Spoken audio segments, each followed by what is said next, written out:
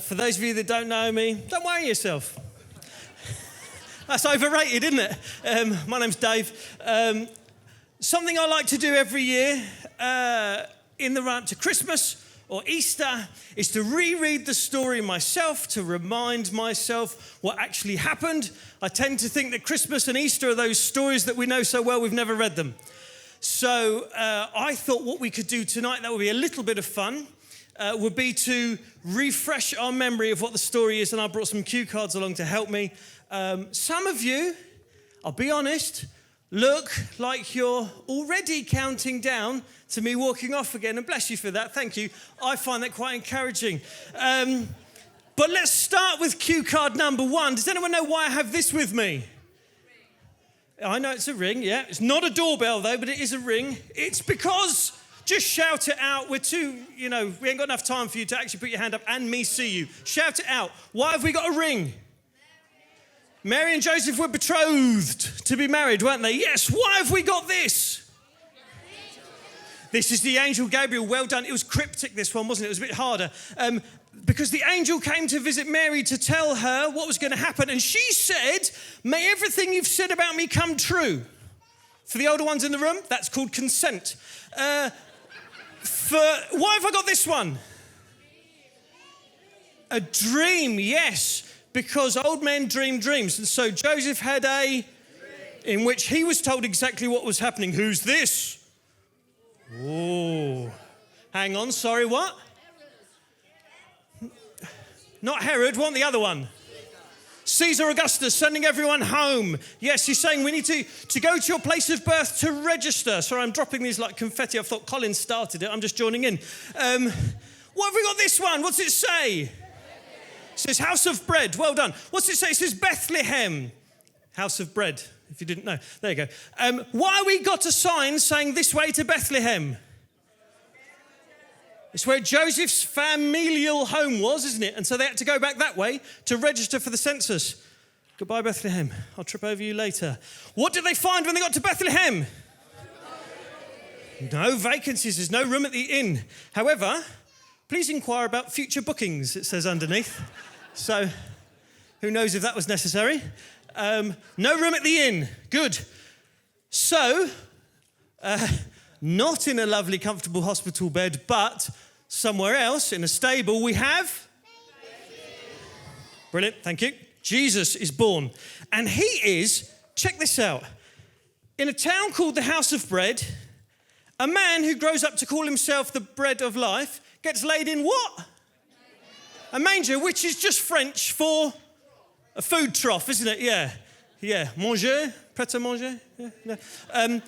Food trough, the bread of life, in a house of bread, laid in a food trough. Interesting. It's almost like this was planned.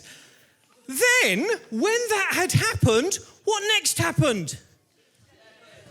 Where were they? In a field where? Nearby. Thank you, whoever said nearby. I heard you before you said it. Nearby, there were shepherds in a field, and the sheep looks very comfortable, doesn't it? Not like me right now. Moving on from the sheep. So I'm making you guys work really hard at the bottom who are collecting these.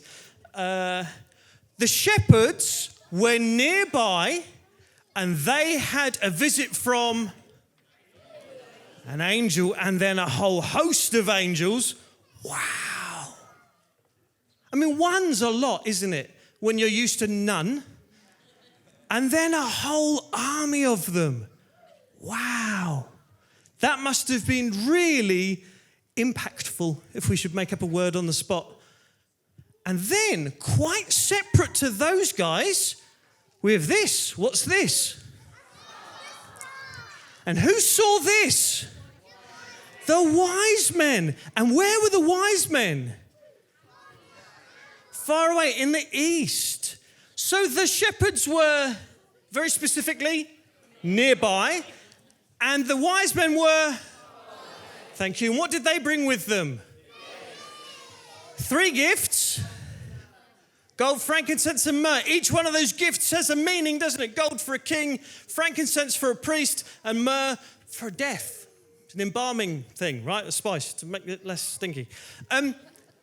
Now, I don't know if you spotted any patterns in that story. We know the story well. We've just demonstrated that. Let's think about some patterns that we spotted. The story's really short. It's so compact. In each gospel, it's only about 500 words. Ask me how I know. I was counting them on Friday afternoon. About 500 words. You could enter Camilla's Radio 2 quiz thing for if you're a young person with a 500-word story, couldn't you? And yet there's so much packed in there.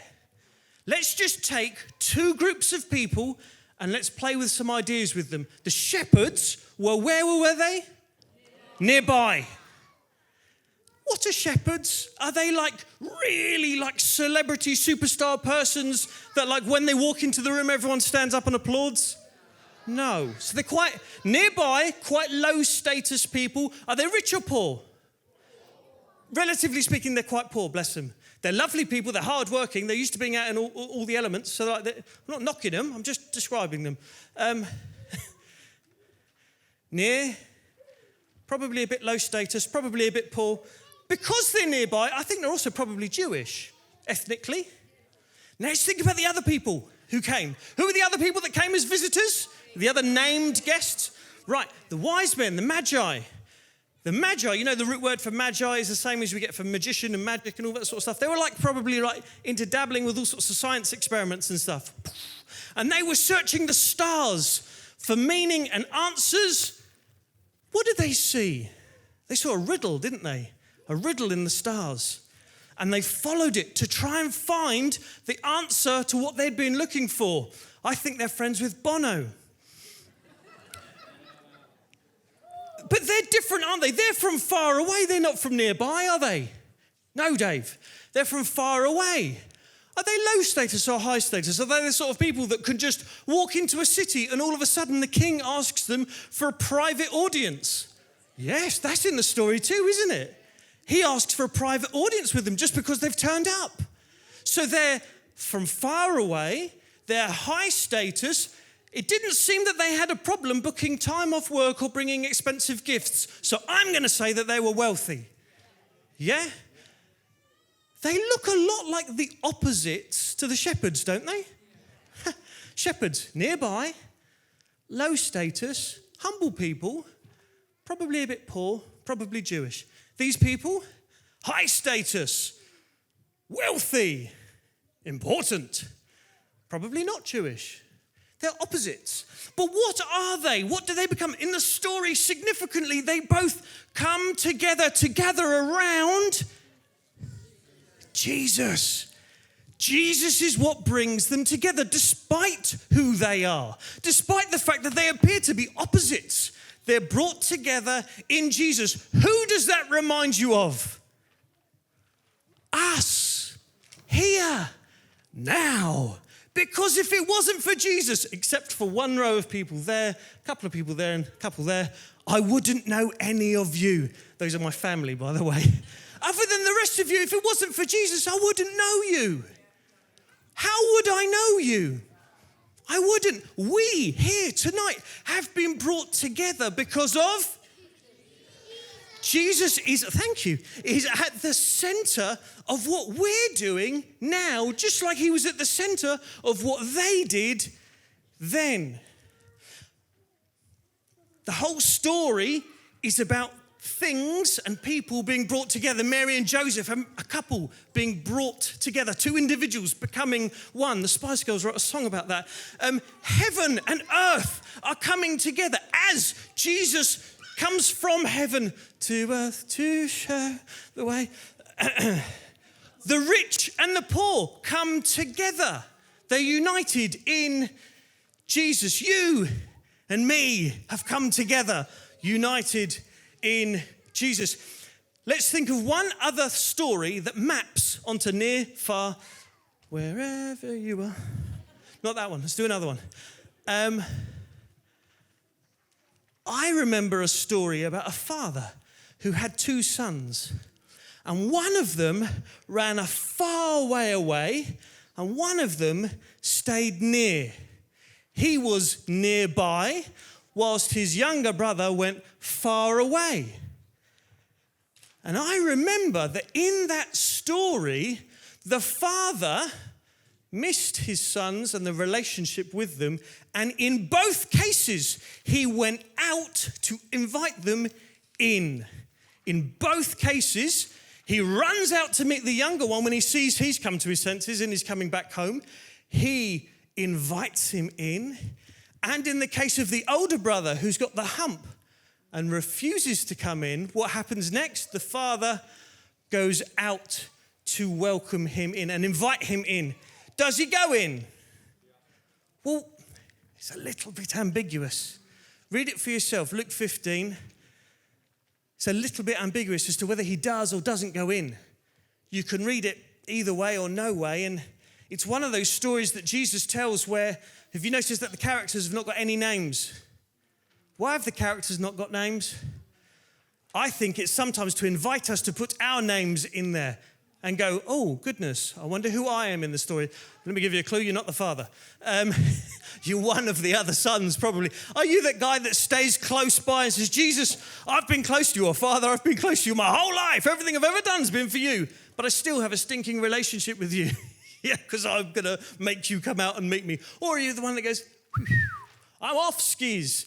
I'm going, and we still need to have a relationship come back together, don't we, with the Father?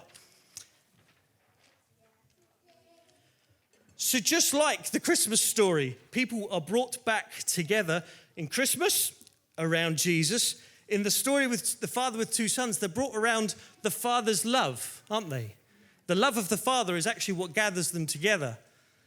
And the love of the Father is also in the Christmas story, isn't it? Of course, because God loved the world so much that he gave his only son, that whoever believes in him wouldn't perish, but would have eternal life. Jesus himself links himself to this story of these two lost sons by saying, I have come, as in Jesus, to seek and to save that which was lost. And what or who was lost? Me. I was lost until he found me.